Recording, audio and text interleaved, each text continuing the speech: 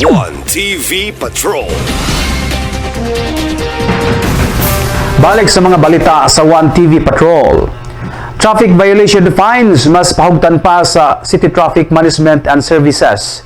Ikasubo sa City Traffic Management and Services nga daw gibaliwala lang sa mga motorista ang local traffic violation penalty. Nagkanayon ang bag-ong City MS designated head Joey Ampong nga sagad sa mga motorista nga makakomitar og traffic violation matag adlaw mao kining mga driver og motor cab. Daghan ang mga motor cab driver ang nanga-isyuhan og citation ticket sa City MS apan pipila lang ang moadto og City Hall aron sulbaron o bayran ang violation penalty. Nasayod si City MS head Joey Ampong nga adunay epekto sa renewal sa registration o franchise ang unsettled nga mga citation ticket sa City Hall o sa LTO. Apan sa iyang pamati, gibaliwala kini sa mga driver o operator sa rason nga dugay pa ang ilang renewal.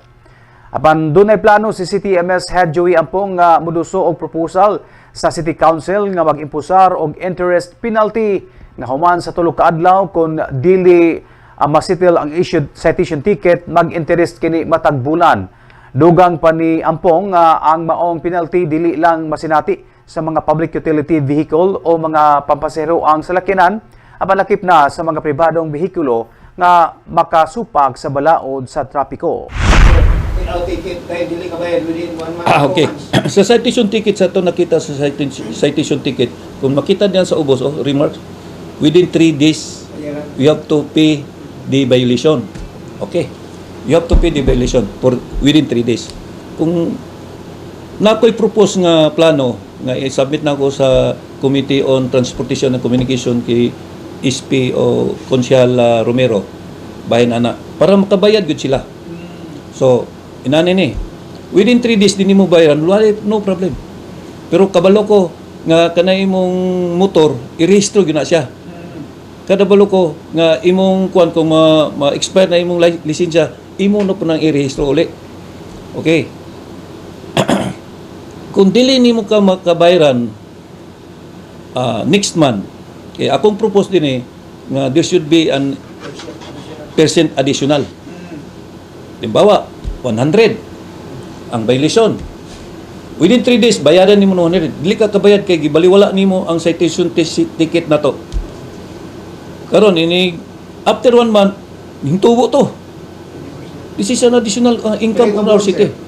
Kung akong propose 20%, ang operator mo na yun, nanawagan ko sa mga operator, mga tagiya og motor. Kaya kining mga driver, wala po nila, okay ra nila. Nabitaw tagiya. Nanawagan ko sa mga operator sa tricycle. Nga tanawon ko ninyo nga dili na makabaylot na inyong motor kay bising matingala po nganong dili may rehistro. Kay mo na ako himuan og agreement or memorandum of agreement between the LTO and the communication and transportation nga inani pagsabot nga within 1 month kung dili makabayad another percent nga mo increase ang iyang bayronon. Within 1 year kung di siya makabayad na imbis ang 100 mahimo na sa 1,000. One TV Patrol.